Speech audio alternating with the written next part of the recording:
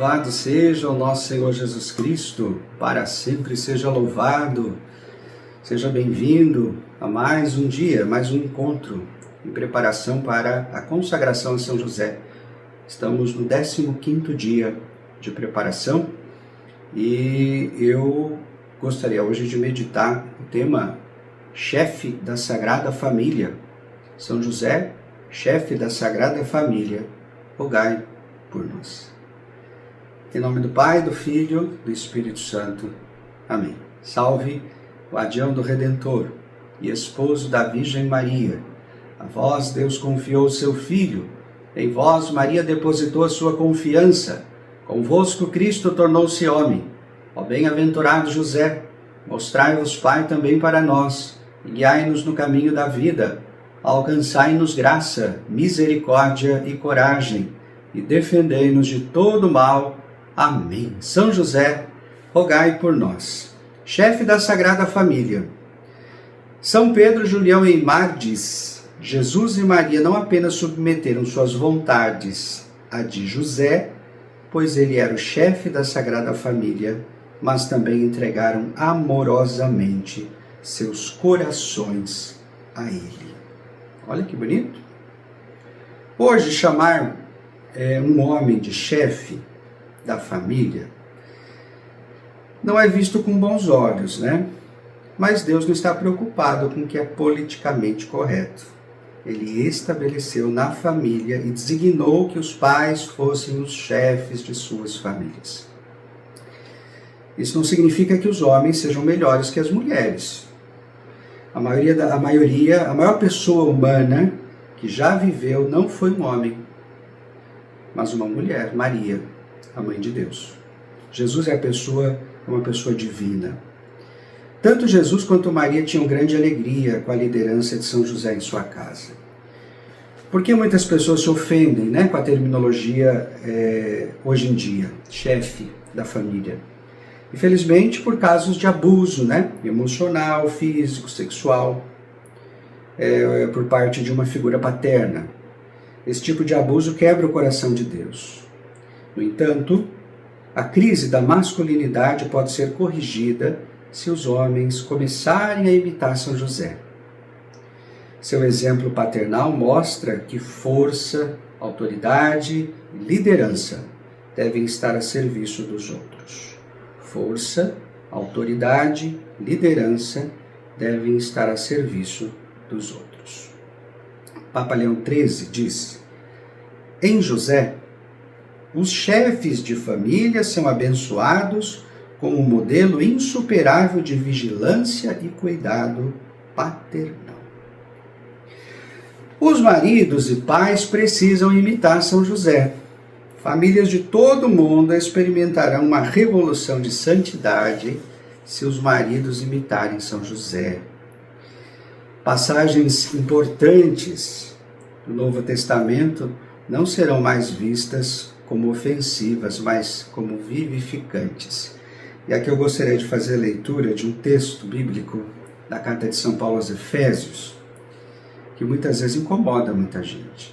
Diz assim: sede submissos uns aos outros no temor de Cristo. As mulheres sejam sujeitas a seus maridos como ao Senhor, porque o marido é a cabeça da mulher, como Cristo é a cabeça da igreja, que é seu corpo, do qual ele é o Salvador. Assim como a igreja está sujeita a Cristo, assim o estejam também as mulheres a seus maridos em tudo.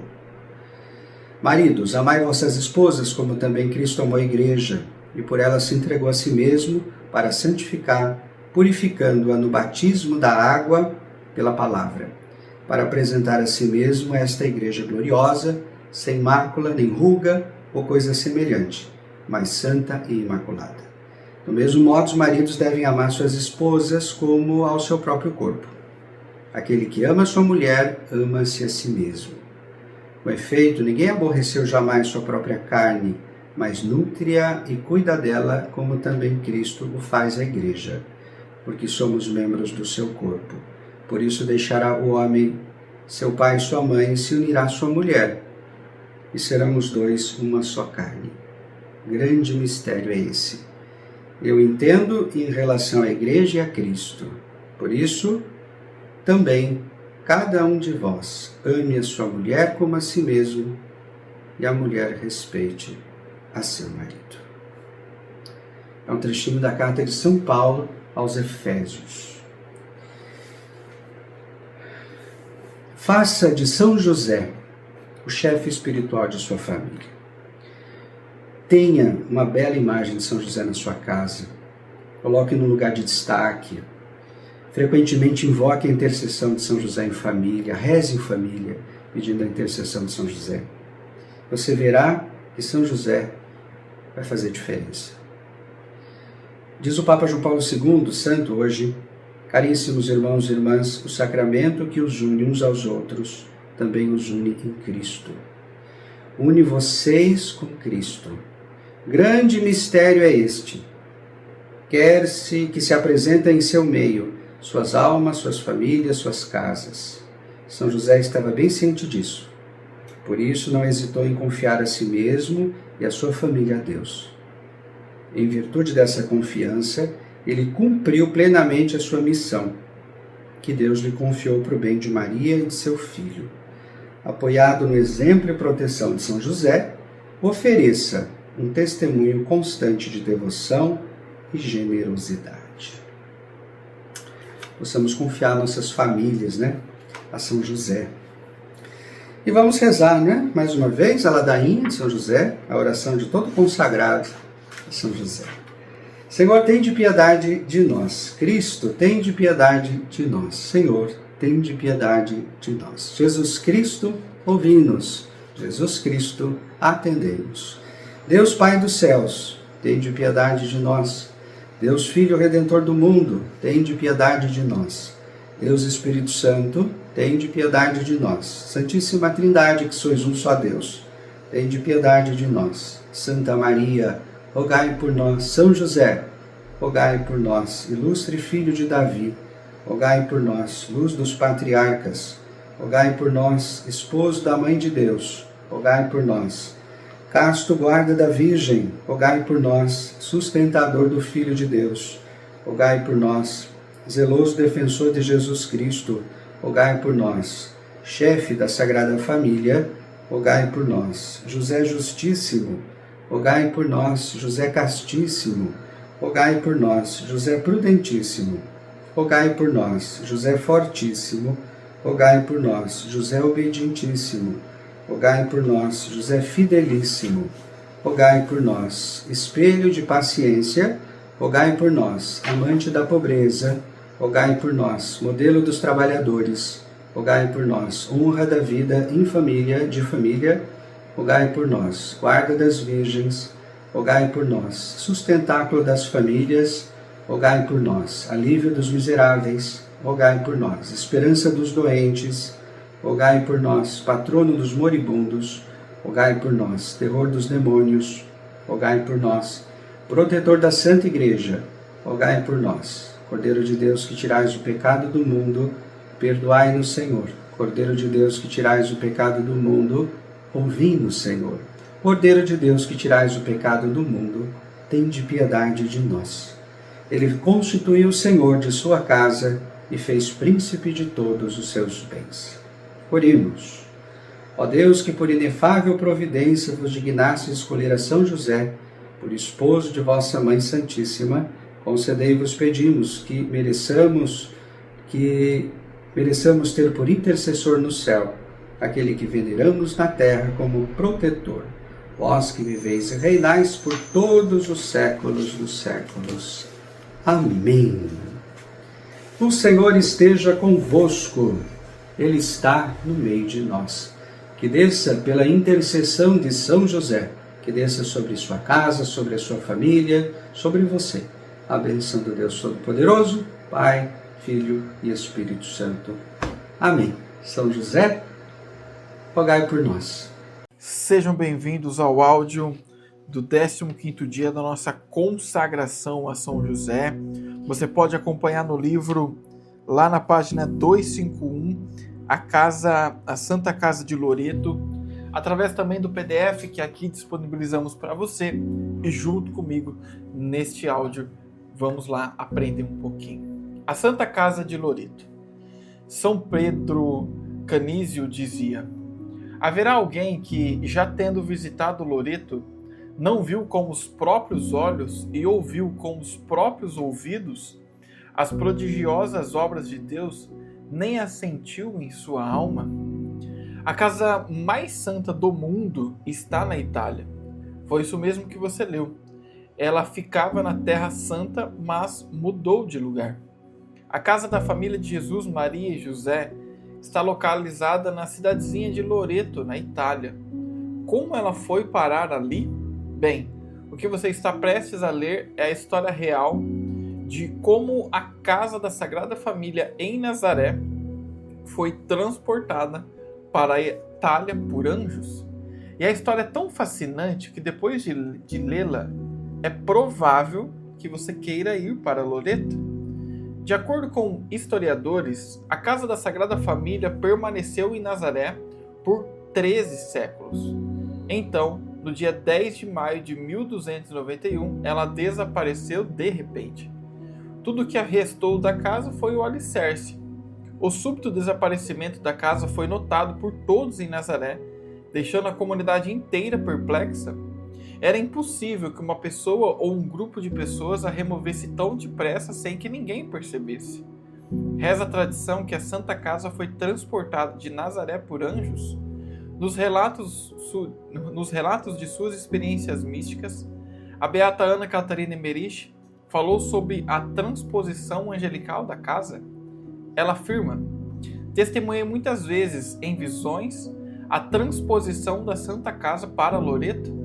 Por muito tempo não conseguia acreditar e, não obstante, continuava a ver. Via a Santa Casa ser carregada por sobre o mar por 7 anjos. Ela não tinha alicerce, mas debaixo dela havia uma superfície de luz cintilante. De ambos os lados havia algo como um pegador. 3 anjos carregavam-na de um lado e 3 do outro. O 7º pairava à frente da casa, deixando atrás de si uma longa cauda de luz. Fascinante. Contudo, o que a beata Ana Catarina não notou em suas visões foi de que os anjos levaram a Santa Casa de Nazaré para a pequena cidade de Trasat, uma região na atual Croácia. À época, a Croácia era conhecida como a Líria ou Dalmácia. Por que os anjos a levariam para lá? E afinal, qual era o objetivo da mudança? A Santa Casa foi transposta em 1291. 3 anos depois, ficou claro o motivo que levou os anjos a transportarem-na para fora de Nazaré. Em 1294, toda a cidade de Nazaré foi saqueada por invasores muçulmanos. Se a Santa Casa tivesse permanecido em Nazaré, os muçulmanos a teriam destruído por completo. Deus previu o sacrilégio, enviou seus anjos para transportar a casa para outra localidade. Ao longo dos séculos, Deus usou pessoas como Santa Helena para retirar relíquias, objetos sagrados associados a Jesus, Maria e aos santos da Terra Santa e transferi-las para lugares mais seguros. Certa vez, São John Henry visitou a Santa Casa e fez uma declaração bastante esclarecedora a respeito de sua transposição. Ele escreveu: aquele que fez flutuar a arca de Noé nas vagas de um mar que cobriu o mundo inteiro e encerrou nela todas as coisas vivas, que escondeu o paraíso terrestre, que disse que a fé podia mover montanhas, que sustentou milhares por 40 anos em um deserto estéril, que transportou Elias e o manteve oculto até o fim, também poderia operar essa maravilha. E na realidade, vemos todos os demais registros de Nosso Senhor e seus santos reunidos no coração da cristandade, findos dos confins da terra, à medida que o paganismo avançava sobre eles, isso é, suas relíquias. Santo Agostinho deixava Hipona, o profeta Samuel e Santo Estevão deixavam Jerusalém, o berço em que Nosso Senhor foi reclinado, deixa Belém com São Jerônimo. A cruz é desenterrada. Santo Atanásio vai para a Veneza. Em suma, não tenho dificuldade de crer nisso. Mas, por que ela foi primeiro para a Croácia? Por que os anjos não a levaram diretamente para a Itália? Ninguém sabe a resposta. Talvez Deus quisesse abençoar a Croácia com a presença da Santa Casa antes de levá-la para sua localização final. Certa vez, Jesus curou um surdo em estágios, não de imediato. O fato de os anjos transportarem a Santa Casa para as diversas localidades antes de finalmente colocarem em Loreto tem o efeito de produzir um grande número de testemunhas do prodigioso desaparecimento e reaparecimento da Santa Casa. Em outras palavras, ao permitir que a casa fosse mudada de lugar várias vezes antes de fixá-la em Loreto, mostra que ela não estava sendo movimentada por homem, mas pelos santos anjos de Deus.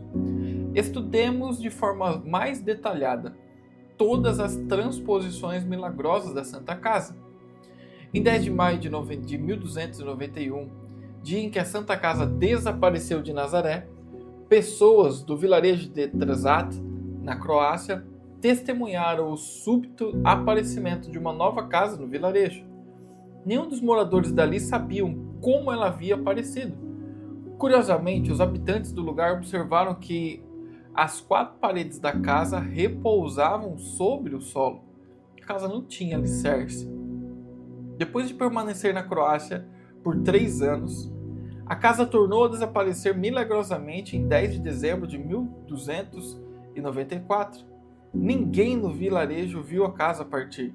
A única coisa que ficou no local em que a casa ficara foi o contorno da casa no chão de terra.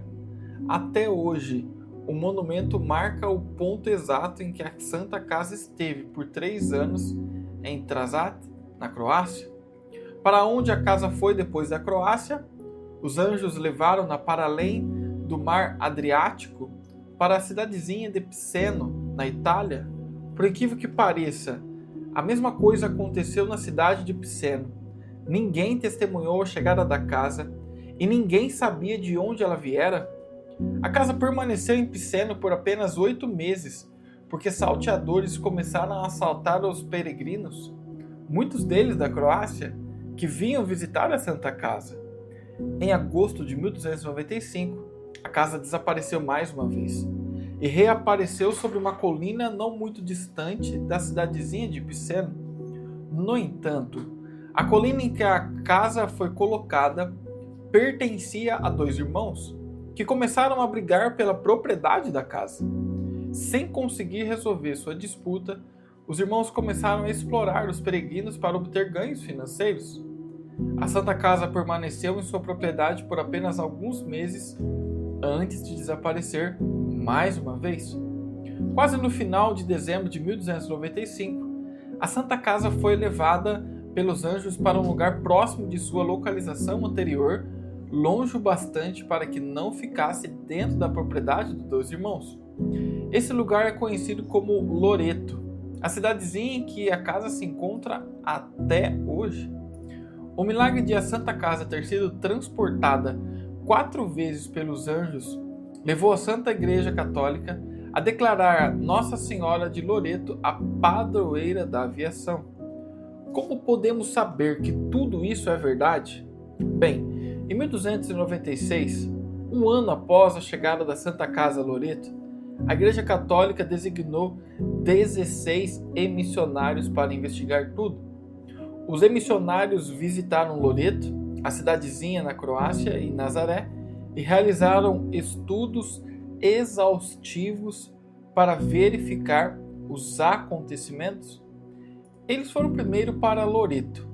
No local em Loreto, eles tiraram medidas precisas da casa, tomando nota detalhadas delas. Em seguida, os emissionários viajaram para Trezat, na Croácia, para o lugar em que a casa estivera, e mediram as marcas deixadas por ela no solo.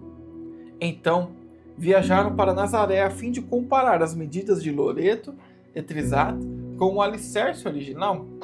inacreditavelmente as 3 localidades, Loreto, Croácia e Nazaré. As medidas eram exatamente as mesmas. Não havia nenhuma discrepância, tudo correspondia perfeitamente. Depois de séculos, cientistas fizeram uma análise química das pedras das paredes da Santa Casa de Loreto. Realizaram-se também estudos químicos da madeira usada para o teto da Santa Casa. E adivinha o que descobriram? As paredes da Santa Casa são feitas de pedra encontradas apenas na região de Nazaré. E a madeira do teto da casa vem exatamente da área de Nazaré. Constatou-se que até mesmo a argamassa utilizada na casa é construída de materiais oriundos da Terra Santa. Graças a tais estudos, uma igreja maior começou a ser construída em torno da casa para acomodar os muitos peregrinos que chegavam a Loreto, atestando ainda mais a veracidade desses acontecimentos milagrosos. Peregrinos de Trezad, na Croácia, viajavam anualmente para Loreto, pedindo aos céus que levasse a Santa Casa de volta à Croácia. Após a chegada da Santa Casa a Loreto, na Itália, em 1295, quase 50 papas já afirmaram sua prodigiosa transposição pela ação dos anjos, referindo-se às vezes à transposição como a transladação da Santa Casa. No século XV, 2 papas foram milagrosamente curados na Santa Casa. No século XVI, conclui-se uma basílica fortificada em redor da Santa Casa, a fim de protegê-la de ataques muçulmanos. Mais tarde, para fortificar ainda mais a estrutura, a Santa Casa foi revestida de mármore de Carrara. Santo Afonso Maria de Ligório disse: quase todos os papas depois de Pio II, um dos papas do século XIII, foi curado miraculosamente. Falaram de sua milagrosa transladação. Por que Deus e a Igreja fizeram tudo isso para preservar a casa? Porque ela é o lugar da encarnação. A tradição sustenta que Maria nasceu e cresceu na Santa Casa e que foi nela que o arcanjo Gabriel apareceu à Virgem Maria e que o Verbo se fez carne. É uma casa de prodígios sobrenaturais. Vai dizer São Jerônimo. Afirma-se que ela, Maria, nasceu na própria cidade de Nazaré e, de fato, no mesmo cômodo em que, coberta pela sombra do Espírito Santo, concebeu mais tarde por ocasião da saudação do anjo. Na verdade, a casa de Nazaré que se venera em Loreto, aquela casa amada de Deus por tantos motivos, construída originalmente na Galiléia, separada de seu alicerce e transportada pelo poder divino, primeiro por sobre mares para a Dalmácia e daí para a Itália.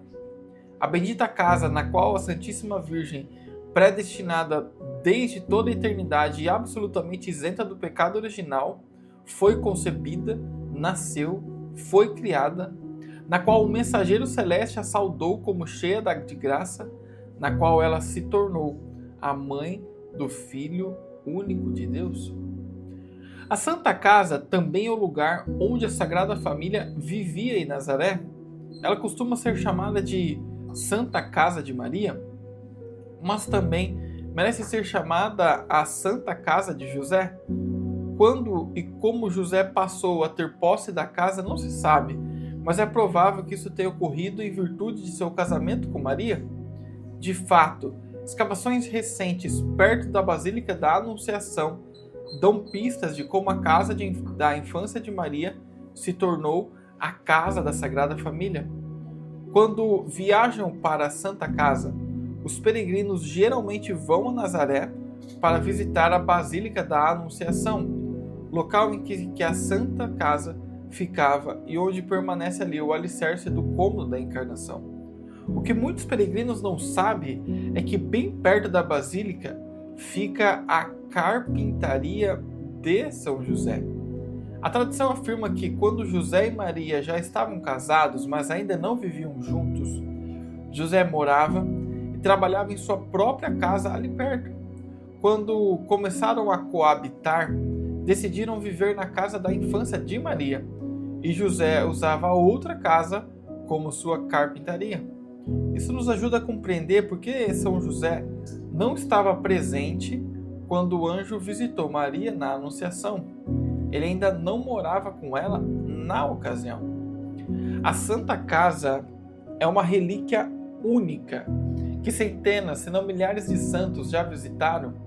Antes de ser transportada para Loreto, São Francisco de Assis e Santa Helena visitaram-na em Nazaré.